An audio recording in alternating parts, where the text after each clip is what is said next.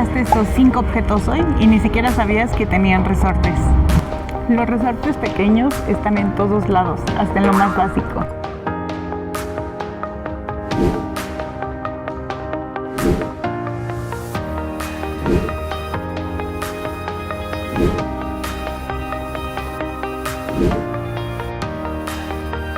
Así de importantes son los resortes pequeños en la vida diaria.